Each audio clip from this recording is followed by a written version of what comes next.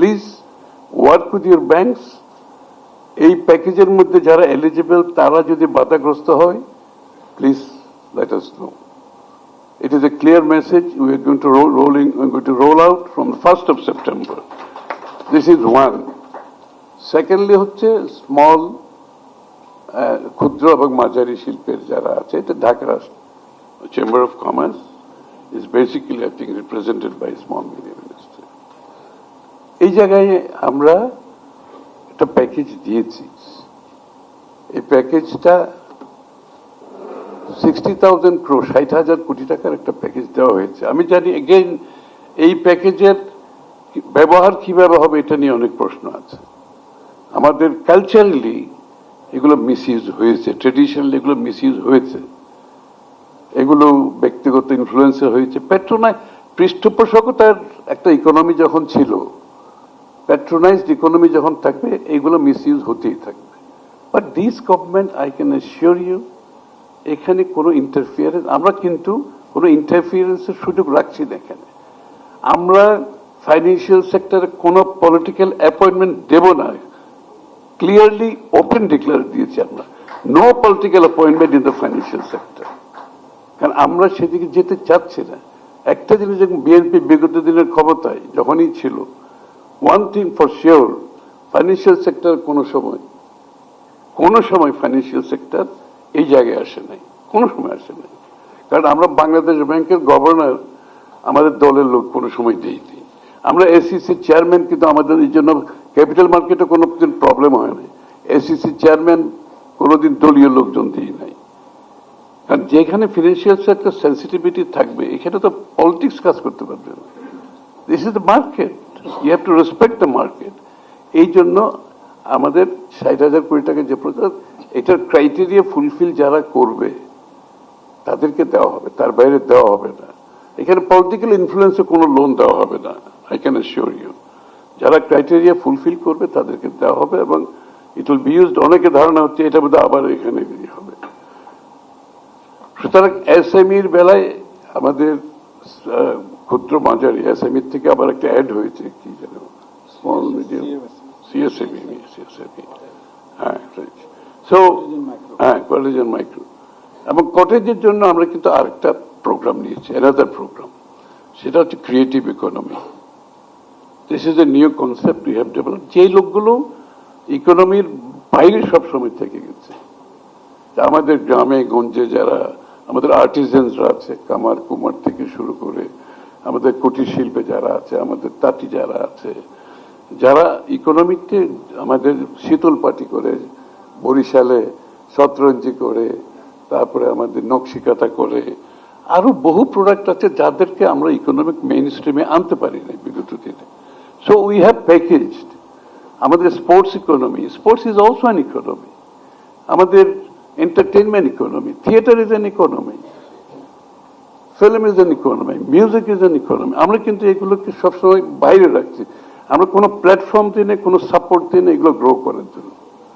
এখন আমরা যেটা করছি, সেটা আমরা এটার জন্য অলরেডি ইয়ারমার্ক করেছি, বাজেট করেছি, যে এদেরকে আমরা যেখানে যার ঋণের প্রয়োজন আছে তাদেরকে ঋণ দেওয়া হবে, যাদের স্কিলের দরকার আছে স্কিল দেওয়া হবে, যাদের ডিজাইনিং সাপোর্ট দরকার আছে তাদেরকে আমরা ডিজাইনিং সাপোর্ট দিচ্ছি। We have a pool of designers যারা এই সব কাজে, তাদেরকে ডিজাইনিং সাপোর্ট দেবে, ব্র্যান্ডিং দেবে, মার্কেটিং, অনলাইন, তারা যাতে যেভাবে বাইরে থেকে হচ্ছে ওয়ার্ল্ড ওয়াইড এখন, যে অনলাইনে তারা অ্যামাজন, ইবে, আলিবাবার মাধ্যমে তারা অনলাইন সেল করতে পারবে।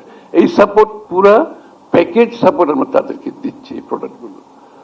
On the entertainment industry, বাংলাদেশের entertainment is a good part of GDP, যেটা আমরা কোনো সময় কনসিডার, আমাদের জিডিপি বলতে আমরা সবসময় ভাবছি ইন্ডাস্ট্রি প্রোডাকশন জিডিপি, এইটা সেটাই, কিন্তু এটা যে জিডিপির একটা বিশাল অংশ, এটা আমরা কোনো সময় চিন্তা করি নাই, ক্রিয়েটিভ ইকোনমি।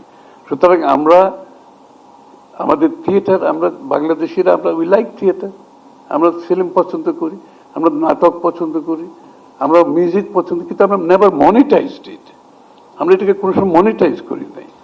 এখন আমরা যেটা করতে যাচ্ছি, এই এরিয়াগুলোকে মনিটাইজ করার জন্য আমরা ইনভেস্টমেন্ট করতে চাচ্ছি আমরা। আমরা একটা ঢাকার বাইরে থিয়েটার ডিস্ট্রিক্ট করতে, like the London theatre district. আমরা যখন লন্ডনে আমরা যারা যাই, আমরা তো ওখানে থিয়েটার দেখতে যাই, 300 পাউন্ডের টিকিট কিনে, তাও গায়ে লাগে না, তাই না? তারপরে ওখানে আবার ইউ গো ফর ড্রিঙ্ক, দেন আপনি ফাইন ডাইনিং এ যাচ্ছে, তারপরে ওখানে পাশে আবার ডিজাইনার শপে যাচ্ছে, আবার আর্ট গ্যালারিতে যাচ্ছে। This are all transactions part of GDP. This is all GDP. আমরা যে স্টেডিয়ামে খেলা দেখতে যাই, ইট ইজ অলসো জিডিপি, যারা টিকিট করে থেকে যায়। বাট আমরা স্পোর্টসটাকে আমরা ইকোনমির আওতায় নিয়ে আসছি, স্পোর্টসটা ডেভেলপ করছি, সাথে সাথে মানুষের কেরিয়ার, স্পোর্টসে কেরিয়ার করতে পারবে।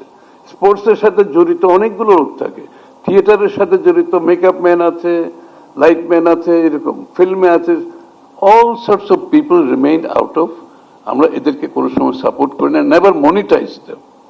তা আমরা এই এরিয়াতে দেখতে পাচ্ছি, this is for cottage and small people, যারা আদারওয়াইজ, এই যে বলছেন যাদের অ্যাক্সেস নাই, যাদের ক্যাপিটাল অ্যাক্সেস নাই, ঋণের অ্যাক্সেস নাই, সো আমরা তাদেরকে এর আওতায় নিয়ে আসছি।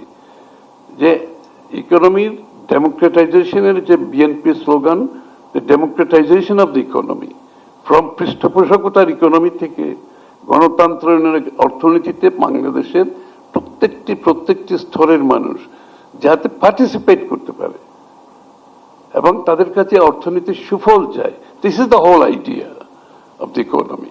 So small people who otherwise could not access the credit and could not access the expertise, support, marketing, branding, আমরা চেষ্টা করছি একটা তাদেরকে নিয়ে আসতে। তো this is a committee already working, এটার উপর একটা কমিটি আমরা ওয়ার্ক করছি। আমরা এইখানে প্রাইভেট সেক্টরের ফুল পার্টিসিপেশন দিয়ে করছি।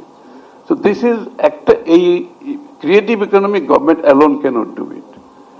আমরা এখানে প্রাইভেট সেক্টরকে রেখেছি, আমরা এনজিওদের রেখেছি, কারণ ডেলিভারি দিতে হবে। একটা ওই আউটরিচ তো গভর্নমেন্টের নাই, যাদের কথা আমি বলছি ওখানে গভর্নমেন্টের কোনো আউটরিচ নেই। এই জন্য আমরা এনজিওদের ইনভলভ করেছি, প্রাইভেট সেক্টরকে ইনভলভ করেছি, তারা যাতে এই সাপোর্টটা ডেলিভার করতে পারে। এবং আমি আশা করছি এটা একটা বড় একটা পপুলেশনকে আমাদের অর্থনীতির আওতায় আমরা নিয়ে আসতে পারবো এবং আমাদের গ্রোথ রেটে তারা কন্ট্রিবিউট করতে পারবে, তাদের লাইভলিহুড ইমপ্রুভ করবে, তারা এমপ্লয়মেন্ট জেনারেট করবে, তারা এক্সপোর্টে তাদের প্রোডাক্টগুলো যাবে। এবং সার্বিকভাবে যে আমাদের সাধারণ মানুষের যে পার্টিসিপেশনের কথা আমরা বলছি, এই জন্য ডেমোক্রেটাইজেশন অফ দ্য ইকোনমির এই কনসেপ্ট থেকে আমরা এই কাজগুলো করছি।